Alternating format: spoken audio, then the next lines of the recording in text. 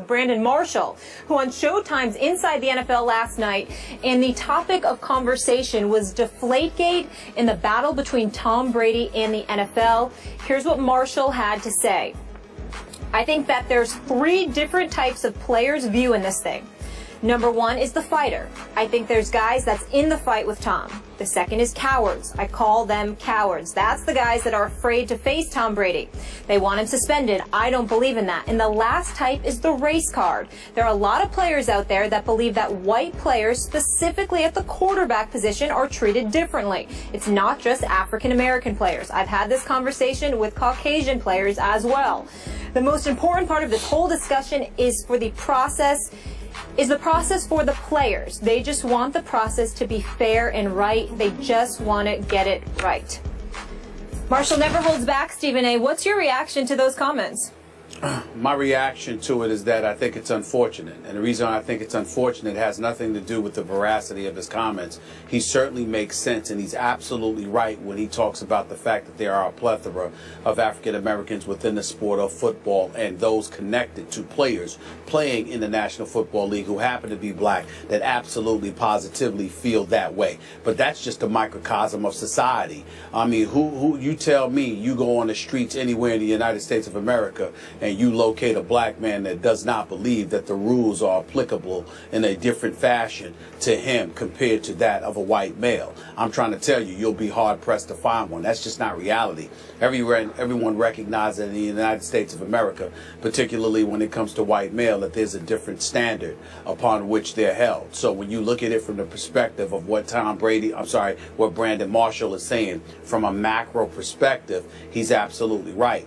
But Skip Bayless, the reason why I would label it unfortunate is because at the end of the day, if you're working there for Showtime, if you are a football player within the National Football League and you happen to be black and you use the Tom Brady analogy to bring up racial disparity, it simply doesn't hold water. And these are the kind of things that hurt us in terms of addressing the issue of inequitable treatment because it simply makes no sense and it doesn't hold water. When you look at Tom Brady, you're talking about an individual that is being pursued by Roger Goodell in terms of a suspension because of deflated footballs.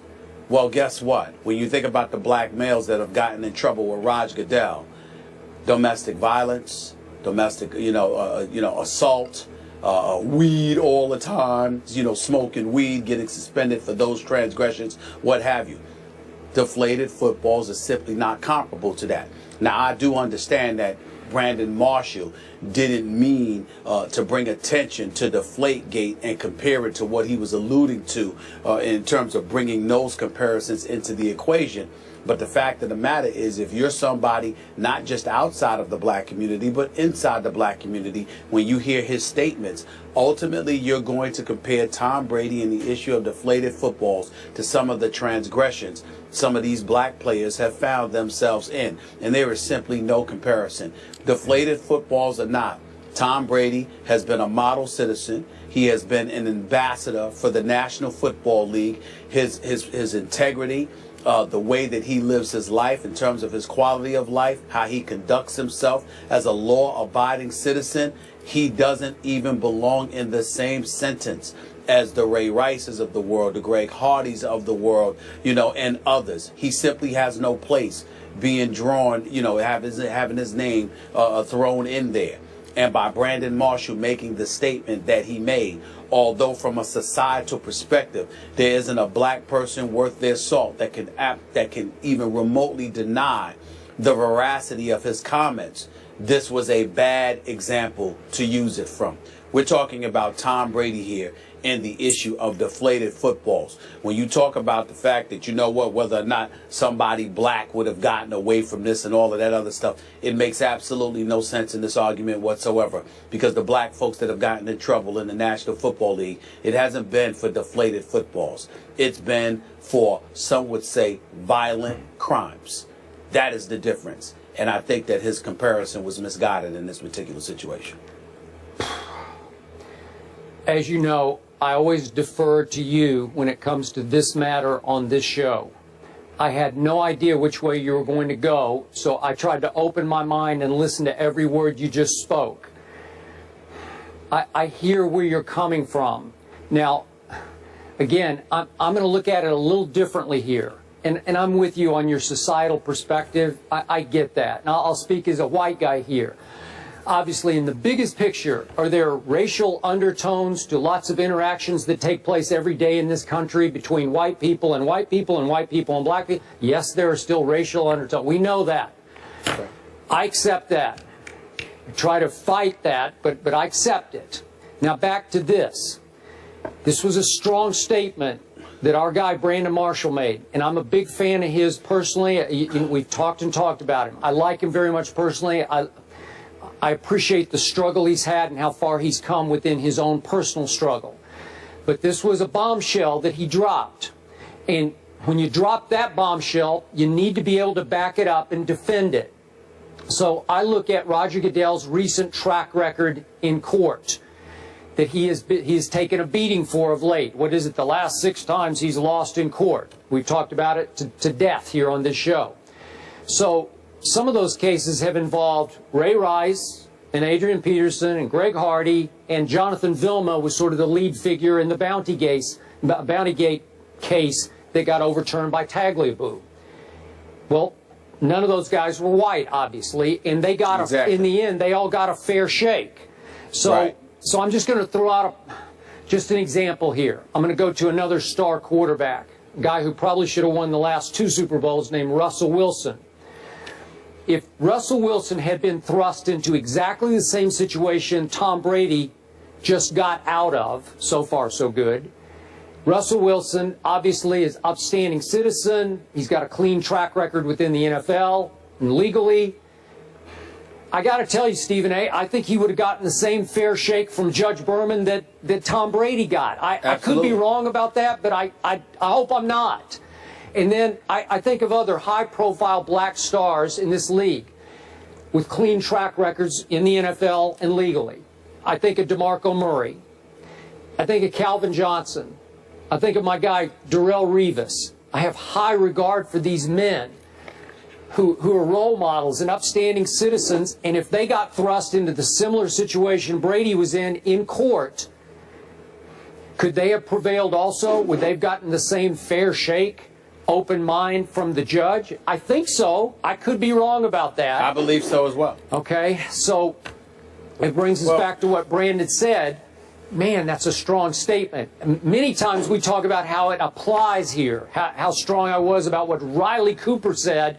He should have been cut the next day for what he... That's a whole different situation than the one that's operating here. Well, allow me to interject. First of all, if I wasn't clear, I apologize, because I agree with every single word that you just said. We have no disagreement. As a matter of fact, that's the point that I ultimately was trying to elocute. The fact is that Roger Goodell has gone after white players. He's gone after black players. When he suspended Sean Payton for the year as the head coach for the New Orleans Saints, last time I checked, he wasn't black. When he suspended Greg Williams indefinitely, the defensive coordinator in Bountygate, last time I checked, he was not black. When you see them sitting there going after the New England Patriots, Robert Kraft, his friend, Bill Belichick, the confiscation of a 1st and 4th round pick, those are not black individuals that represent the face of the New England Patriots franchise, and certainly has he been in tireless pursuit of Tom Brady. Tom Brady doesn't happen to be black as well. And so the point that needs to be made here is, while we appreciate the level of sensitivity Brandon Marshall continuously strives to display, and we definitely appreciate it, in this particular instance, I think his arguments are misguided. Because from a macro perspective, meaning a societal perspective, whereas I think that he's absolutely right, I don't think that's a case that can be made when it comes to the National Football League. And allow me, Skip, to take this a bit further, both Skip and Molly.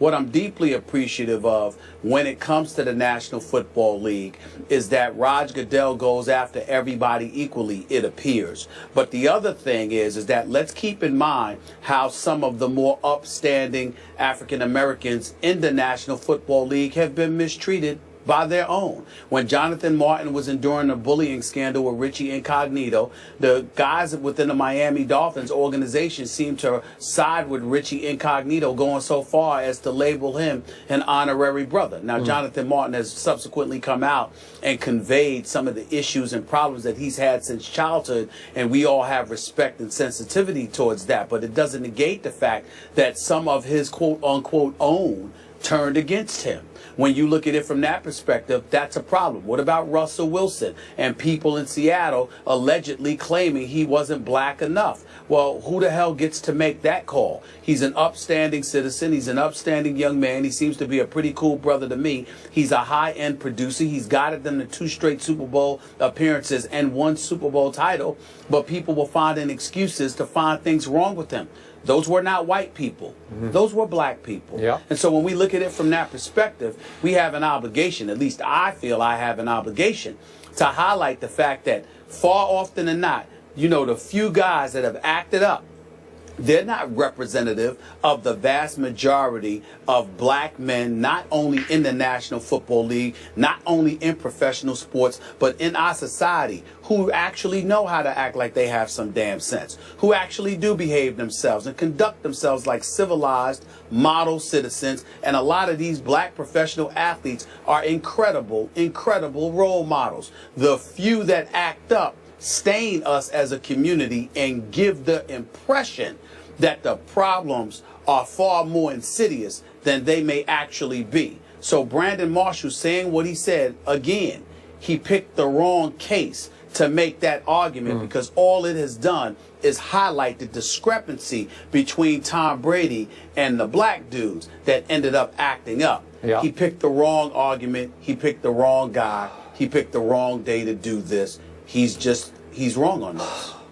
But what did give me pause, Stephen A., is that Brandon referred to conversations he's had in his own locker room and with several players around the National Football League. What the problem here is, I don't know if he's talking about 5 players or 50 players. Doesn't matter. Yeah. The reason allow me to enlighten you on this point, Skip. It doesn't matter, because what he's speaking about, there are a lot of instances, for example, where guys won't sit around and get intimately, in depth rather, into a conversation like that. They'll say, yeah, this is just another example, or they'll complain or lament the state of affairs because they know what exists from a macro perspective. But if they're dissecting incident by incident, case by case, they certainly couldn't make that argument in this instance, which is why it was a bad choice for Brandon Marshall to make in terms of picking this particular instance. The only point I will give Brandon, if he wants to go bigger picture to quarterbacks, just in general, regardless of race, get preferential treatment in the National Football League. Well, absolutely they do, because this game, in the end, it belongs to those quarterbacks. It is nothing without those star quarterbacks. So if you want to go there, I'm fine to go there. Gotcha. Yeah, and I don't think that one's going to change. So to surmise, we both here, both of you guys understand his comments, appreciate his comments, but not 100% on board with this particular argument. Not even close. Moving on.